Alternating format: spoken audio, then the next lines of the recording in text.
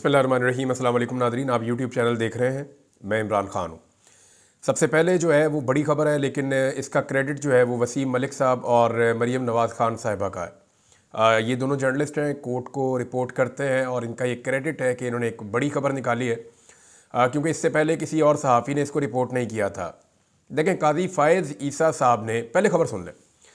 इन्होंने ये बताया कि वो जो 6 जजेस हैं इस्लामाबाद हाई कोर्ट के, उन 6 जजेस को भी मुलाकात के लिए बुलवाया गया और उन्होंने मुलाकात की है जस्टिस याया अफरीदी से, जब वो चीफ़ जस्टिस ऑफ पाकिस्तान बने हैं। अब इस्लामाबाद हाई कोर्ट के वो 6 जजेस वो हैं जिन्होंने सुप्रीम कोर्ट ऑफ पाकिस्तान को ख़त लिखकर सुप्रीम कोर्ट ऑफ पाकिस्तान से डायरेक्शन मांगी थी कि हमें बताया जाए कि हमारे ऊपर जो रियासती इदारे दबाव डाल रहे हैं या एजेंसियों की जो मुदाखलत हो रही है और जो जुल्म और ज़्यादती हो रही है उस पर किस तरीके से रिएक्ट करना है या क्या करना है, उन्होंने डायरेक्शन मांगी थी। तो इस मामले में काजी फ़ायज़ ईसा साहब ने, पब्लिक का प्रेशर बहुत आया, वकला का प्रेशर आया, तो काजी साहब ने थोड़ा सा जो है वो मामला उठा के फिर दबा दिया था। काजी साहब ने अपने जजेस को बेयारो मददगार छोड़ दिया, लेकिन वो जजेस जो है वो डट कर खड़े रहे और इंसाफ के लिए अपना काम करते रहे। हुकूमत ने ऐसी बहुत कोशिश की, उन जजेस के ऊपर इल्ज़ामात लगाए गए, उन जजेस के ख़िलाफ़ स्कैंडल्स निकाले गए, सोशल मीडिया के ऊपर उनके खिलाफ तौहीन आमेज़ कंपेन्स चलाई गई। 2 जजेस को बहुत ज़्यादा टारगेट किया गया, एक जस्टिस तारिक महमूद जहांगीरी साहब को और एक टारगेट किया गया था जस्टिस बाबर सत्तार साहब को। तो ये जो दोनों मुअज़्ज़िज़ जज साहिबान हैं, इन दोनों को ज़्यादा टारगेट किया गया। लेकिन ये मामला भी अभी वहीं पे अदालत में लगा हुआ है, तौहीन अदालत का, और इसको भी जज साहिबान वहाँ पे सुन रहे हैं इस्लामाबाद हाई कोर्ट में। तो जस्टिस याया अफरीदी साहब ने इनको बुलाया और बुला के इनसे मुलाकात की। ये बड़ी डेवलपमेंट है। अपने हलफ होने वाले दिन ही वो रिपोर्ट कर रहे हैं कि जिस दिन उन्होंने हलफ उठाया उसी दिन इनसे मुलाकात की। ये छोटी बात नहीं है। काजी फ़ायज़ ईसा साहब ने इन जजेस को तनहा छोड़ दिया था, इन्हें इस्टेब्लिशमेंट और इदारों के सामने फेंक दिया था कि ठीक है, वो जो सलूक आपके साथ करते हैं फिर आप खुद ही निमट लें। लेकिन यहाँ पे चीफ जस्टिस ऑफ पाकिस्तान ने अगर इनसे एक मुलाकात की है तो इससे एक अच्छा जेस्चर तो है। अब देखते हैं इस मुलाकात के नताइज क्या होते हैं। क्या ये केस बाकायदा चलता है? क्या सुप्रीम कोर्ट ऑफ पाकिस्तान कोई डायरेक्शन जारी करती है? क्या जजेस के तहफ़्फ़ुज़ के लिए या अदलिया अपनी स्पेस को रीगेन करने के लिए कुछ इक़दाम उठाती है, या सिर्फ ये खबर की हद तक है? बहरहाल ये खबर आ गई है और एक अच्छी खबर है। यानी मैं ये देखूं कि अदलिया के हवाले से तो इसको बेहतर खबर कहा जा सकता है, मगर हुकूमत का दिल नहीं भर रहा। हुकूमत को इस बात का आइडिया हो गया है कि जो चीफ जस्टिस हमने लगाया तो हमने खुद है, लेकिन उससे भी हमारा मकसद हासिल नहीं हुआ। इस वक्त सुप्रीम कोर्ट ऑफ पाकिस्तान में हुकूमत या हुकूमत के हमायती जजेस अकलियत में है, और ये बातें हम पहले नहीं किया करते थे।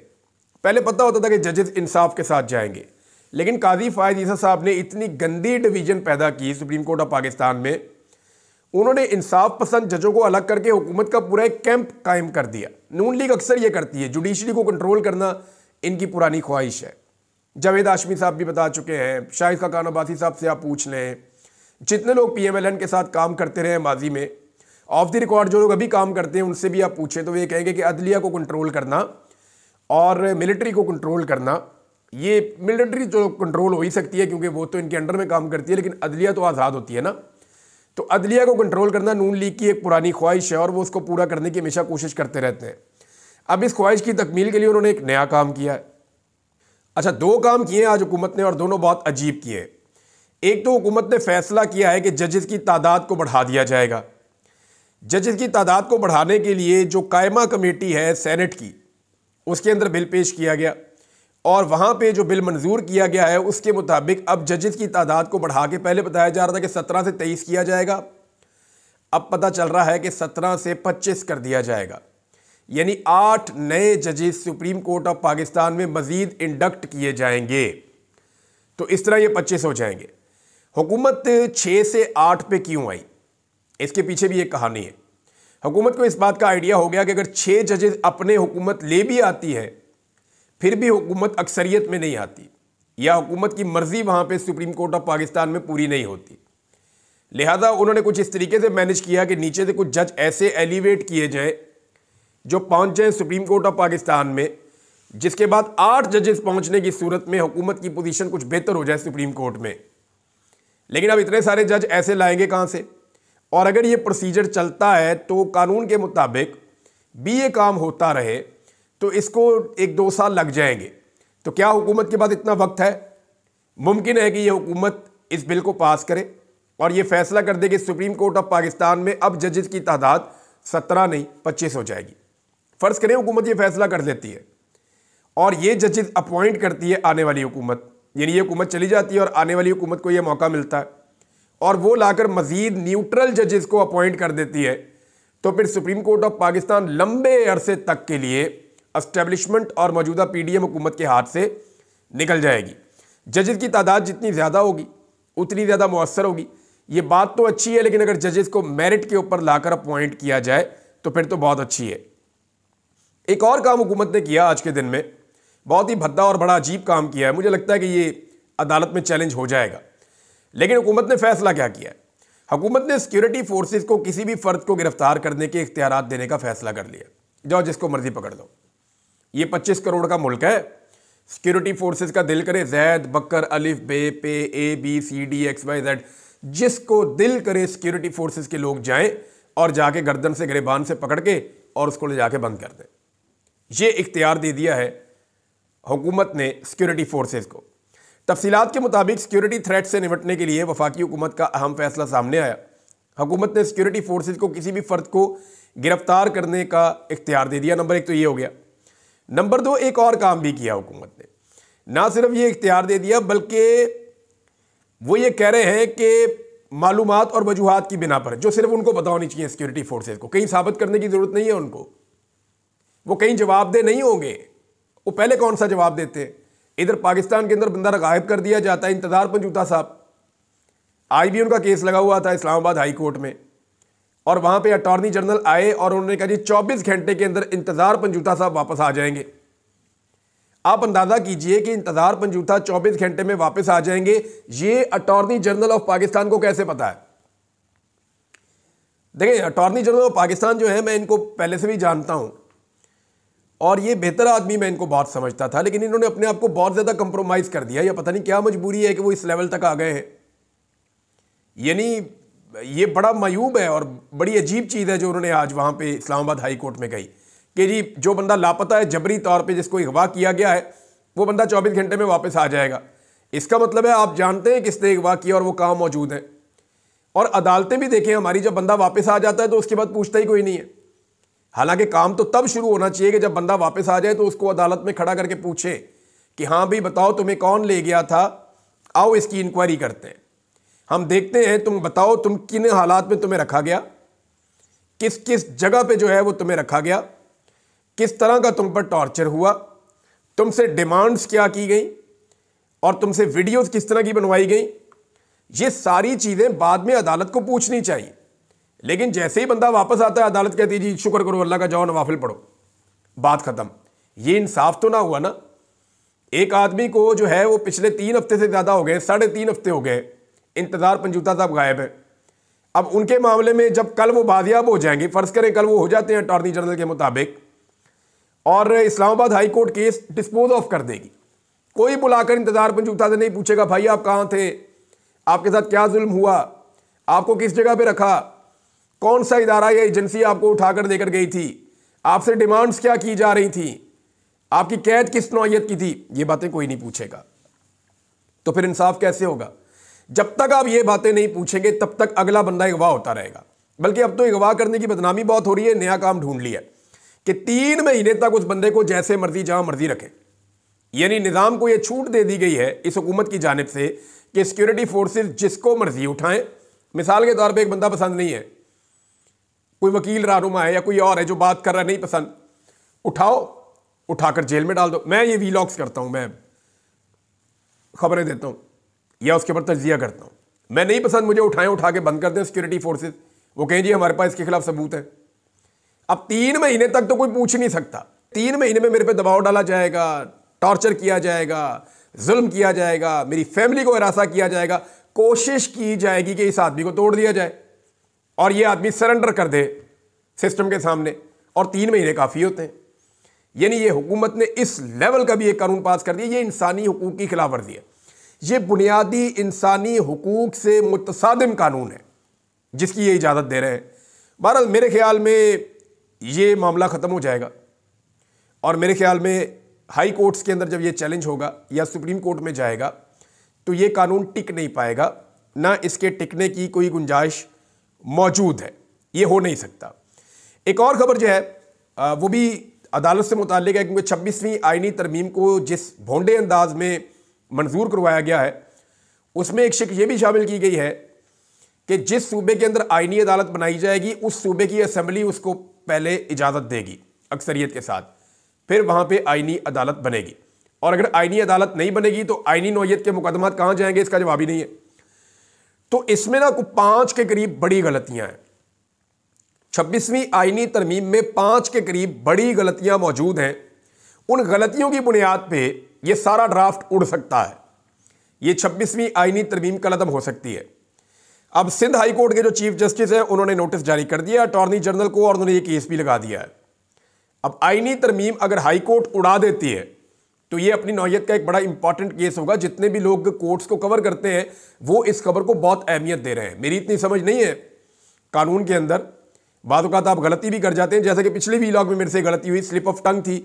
मैं वो 10 अरब रुपए को 10 अरब डॉलर में बोलता रहा हूं, तो वो 10 अरब रुपए थे जो बोली दी गई थी PIA के लिए, तो उसकी ज़रा तस्हीफ फरमा लीजिएगा, मैं माजरत चाहता हूँ। और ये गलती पहली दफ़ा नहीं हुई, पहले भी इस तरह की छोटी मोटी मिस्टेक हो जाती है, आइंदा भी ये होती रहेगी, लेकिन जहाँ पे होगी वो मैं आपको बता दूंगा कि यहाँ पे ये प्रॉब्लम आ गया था।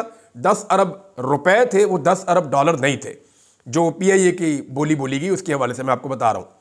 बहरहाल सिंध हाई कोर्ट के अंदर ये केस लग गया है और इतनी गलतियाँ 26वीं आईनी तरमीम में कि 27वीं तरमीम लाए बगैर 26वीं तरमीम चल ही नहीं सकती। और अगर कहीं सुप्रीम कोर्ट ऑफ पाकिस्तान ने फुल कोर्ट का इजलास बुलाकर या फुल कोर्ट बुलवाकर उसके अंदर ये केस सुन लिया तो 26वीं आईनी तरमीम कलअदम हो जाएगी या उसका एक बड़ा हिस्सा तो फौरी तौर पे उड़ जाएगा। अब एक चीज़ और है नाज़रीन जो मुझे आपके साथ शेयर करनी है। ब्लूमबर्ग की एक रिपोर्ट आई है और वो रिपोर्ट ये कह रही है कि इस वक्त पाकिस्तान का जो टॉप का टैलेंट है वो पाकिस्तान को छोड़कर जा रहा है। और ना सिर्फ पाकिस्तान का टॉप का टैलेंट पाकिस्तान को छोड़कर जा रहा है, बल्कि पाकिस्तान की तारीख में इतनी तेज़ी से कभी छोड़कर नहीं गया जितनी तेज़ी से अब टैलेंटेड लोग पाकिस्तान को छोड़कर जा रहे हैं। डॉक्टर्स पाकिस्तान से बाहर जाना चाह रहे हैं, इंजीनियर्स पाकिस्तान से बाहर जा रहे हैं, जितने भी माहिरीन हैं वो पाकिस्तान से बाहर जा रहे हैं, IT एक्सपर्ट्स हैं पाकिस्तान से बाहर जा रहे हैं, फनकार पाकिस्तान को छोड़कर जाना चाहते हैं। यानी हर वो शख्स जिसके अंदर टैलेंट मौजूद है और जो इस मुल्क को छोड़ने की सलाहियत रखता है वो फौरी तौर पे इस मुल्क को छोड़ना चाह रहा है। इसकी वजह क्या है? मुल्क के अंदर एक बेयकीनी की सूरत हाल है। लोगों को रियासत के ऊपर एतमाद ख़त्म हो गया है। लोगों को लगता है कि रियासत हमारे साथ ज्यादती कर रही है। हम वोट डालते हैं जैद को, रियासत ला के बिठा देती है बकर को। यानी हमने यहां पे वोट डाला, रियासत ने यहां पे गिन लिया। तो रियासत की ज्यादती के बाद जो है वो कॉन्फिडेंस लोगों का लूज हुआ है। और ये जिस तरह से 26वीं आईनी तरमीम पास करवाई गई, फायदा तो उसका कुछ हुआ नहीं। हो सकता है ये आईनी तरमीम उड़ जाए, हाई कोर्ट से नहीं उड़ेगी तो सुप्रीम कोर्ट से उड़ जाएगी, और अगर रहेगी भी तो इसका फायदा कोई नहीं है। इसमें इतनी सारी गलतियां हैं, लकूनाज हैं। अब ये जो आईनी तरमीम है, इसके जिस तरह से इसको पास करवाया गया है, जो इसके ऑप्टिक्स बने हैं, जो लोगों तक चीजें गई हैं कि भाई MNAs महफूज नहीं है जिन्हें हम बहुत ताकतवर समझते हैं, सेनेटर्स महफूज नहीं है जो टोटल पाकिस्तान में 97 है और बड़े तगड़े लोग होते हैं। भाई जिस मुल्क में ये लोग महफूज नहीं है, हमारी क्या औकात है, निकलो यहां से। तो लोग पाकिस्तान छोड़ छोड़ कर जा रहे हैं और ये पाकिस्तान की तारीख में सबसे ज्यादा लोग अब पाकिस्तान को छोड़कर जा रहे हैं। इससे पहले कभी पाकिस्तानी ऐसे पाकिस्तान को छोड़कर नहीं गए। एक खबर जो है वो जुल्फी बुखारी साहब ने दी है और ये बड़ी इंपॉर्टेंट खबर है और ये फ्यूचर में आएगी खबर, लेकिन उन्होंने उसका हिंट दिया है। उन्होंने ये कहा कि ऑक्सफोर्ड यूनिवर्सिटी का जो इलेक्शन था चांसलर का, उसमें इमरान खान साहब हिस्सा नहीं ले सके क्योंकि उनकी नॉमिनेशन पेपर जो है वो एक्सेप्ट नहीं किए गए थे। उन्हें मौका नहीं दिया गया कि वो बतौर एक उम्मीदवार के वहाँ पे इलेक्शन लड़ सकें। इसमें जुल्फी बुखारी का कहना है कि बरतानवी अखबारात ने कुछ तहकीकात की हैं और कुछ ऐसे हकायक सामने आए हैं कि पूरी एक साजिश खुलेगी और पता चलेगा इस सारे खेल के पीछे कौन था और किस तरीके से दबाव डालकर और साजिश के तहत, एक मनसूबाबंदी के तहत इमरान खान साहब को ऑक्सफोर्ड के इलेक्शन से बाहर किया गया है। तो अगर ये खबर आती है तो ये एक बहुत बड़ी खबर होगी नाजरीन। दूसरा, हुकूमत की कारकर्दगी में आपको बता देता हूँ। देखिए, फेडरल गवर्नमेंट है PMLN की और पंजाब में गवर्नमेंट है PMLN की। इनके पास दो जगहों पे हुकूमत है, एक वफाक में है और एक पंजाब में है। दोनों जगह पे पाकिस्तान खसारे में जा रहा है। ये इतना नकम्मा खानदान है, इन्होंने अपने कारोबार तो चमकाए हैं पूरी जिंदगी और अपने कारोबार को आगे से आगे बढ़ाया। मुझे शाकिर रवान साहब की एक बात याद आ गई, जर्नलिस्ट है बड़े अच्छे, हाल ही में उनको नौकरी से निकाला गया ऐसी बातें सोचने और करने की वजह से। उन्होंने कहा जी आज तक नवाज शरीफ के नाम पे या शहबाज शरीफ के नाम पे इनके खानदान ने कोई फैक्ट्री या कंपनी नहीं बनाई। इन्होंने मिलें लगाई, इन्होंने लोहे का कारोबार किया, इन्होंने पोल्ट्री का कारोबार किया, इन्होंने शुगर का कारोबार किया, इन्होंने कपड़े का कारोबार किया, इन्होंने केमिकल का इन्होंने दुनिया का हर कारोबार किया। लेकिन किसी कारोबार के अंदर शहबाज शरीफ या नवाज शरीफ का नाम नहीं इस्तेमाल किया इन्होंने और इनका कारोबार चमकता भी रहा। लेकिन पाकिस्तान के अंदर जब भी कोई मनसूबा लगता है उठा के अपने नाम पे लगा देते हैं। नवाज शरीफ अस्पताल, Nawaz Sharif ground, Nawaz Sharif park, Nawaz Sharif cricket, Nawaz Sharif school, Nawaz Sharif फलान। आप अंदाजा करें कि खवातीन के अस्पतालों के बाहर भी जो है वो नवाज शरीफ और लैट्रीनों के ऊपर उन्होंने अपनी तस्वीरें लगाई हैं। इस नौयत के ये लोग हैं, अपने कारोबार में अपना नाम इस्तेमाल नहीं करते। शायद इन्हें लगता होगा कि हमारी मनूसत पड़ जाएगी, लेकिन इस मुल्क के हर काम के अंदर जहां सरकारी सरमाया लगता है वहां ये अपना नाम इस्तेमाल करते हैं। अभी हाल ही में वो नवाज शरीफ को कैंसर अस्पताल भी मरियम ने कहा जी हम बनाएंगे। बहरहाल नाम अपना इस्तेमाल करते हैं, पैसा जो है वो हमारा खर्च करते हैं। इनका बस चले तो ये पाकिस्तान के नोट के ऊपर अपनी तस्वीर छाप दें नवाज शरीफ साहब की, कि छाप दे और नोट दे होते भी मियाँ साहब की फोटो। जब मियाँ साहब कुछ भी नहीं थे ना तो शहबाज शरीफ साहब पंजाब में आटा बांटते थे, तो उस आटे की थैली के ऊपर भी नवाज शरीफ की फोटो चिपकाई हुई थी। तो मैंने पूछा जी सरकार का पैसा है, मैंने ये सवाल किया था कि सरकार का पैसा है, हमारी जेब से गया हुआ है, मियाँ साहब का फोटो इसके ऊपर क्यों चिपका हुआ है? उन्होंने कहा जी मियाँ साहब का विजन है। तो ये विजन जो है ये कहानी तब से चल रही है, कोई नई कहानी नहीं है। मैं आपको ये बता दूं तो FBR में जो 4 माह के अंदर खसारा है, जो शॉर्टफॉल है, रेवेन्यू कलेक्शन करना है ना, इन्होंने IMF की डील मुकम्मल करनी है, तो IMF ने जो इनको टारगेट दिया हुआ है या इन्होंने खुद जो टारगेट सेट किया हुआ है, अभी ये उससे 188 अरब 80 करोड़ का शॉर्टफॉल का सामना कर रहे हैं। ये पहले 4 महीनों की कहानी है। 188 अरब और 80 करोड़ का शॉर्टफॉल ये उसका सामना कर रहे हैं। पाकिस्तान के 3 सूबों ने सरप्लस दिखाया, यानी पाकिस्तान के 3 सूबे ऐसे हैं जो खसारे में नहीं गए, सिर्फ एक सूबा खसारे में गया और वो पंजाब है। खैबर पख्तूनख्वा जो उसकी कारकर्दगी आप देखें 103 अरब रुपए वो सरप्लस है। इसी तरह जो सिंध है वो 131 अरब, बलूचिस्तान 85 अरब का सरप्लस है और पंजाब जो है वो 160 अरब का खसारा शो कर रहा है पंजाब का बजट। अब आप अंदाजा कर लीजिए कि ये कितना नालायक नकम्मा खानदान है जिसको इस मुल्क में लाके इक़्तिदार में दोबारा बिठा दिया गया है। एक चीज़ मैं आपको और बता दूं, मुबारक ज़ेब साहब का भी इस्तकबाल हो गया उनके इलाके में, कुछ मुबैना तौर पे वीडियोस गर्दिश कर रही हैं, तफसीलात मज़ीद आएगी, मैं आपके साथ शेयर करूंगा, क्योंकि पाकिस्तान में इस्तकबाल का मौसम है, पाकिस्तान के बाहर भी इस्तकबाल का मौसम है और आजकल इस्तकबाल किया जा रहा है उन लोगों का जिन लोगों ने फस्तायत, जबर और जुल्म का बाजार गर्म किया, जिन लोगों ने लाकानूनियत को इस मुल्क में फैलाया, उनका इस्तकबाल किया जा रहा है। जो जुल्म और जालिम के साथी हैं उनका भी अवाम की जानिब से इस्तकबाल किया जा रहा है। तो ये देखते हैं कि क्या है, नेक्स्ट वीलॉग में आपके साथ शेयर करूंगा। अब तक के लिए इतना ही, अपना ख्याल रखिएगा, अपने इस चैनल का भी। अल्लाह हाफ़िज़।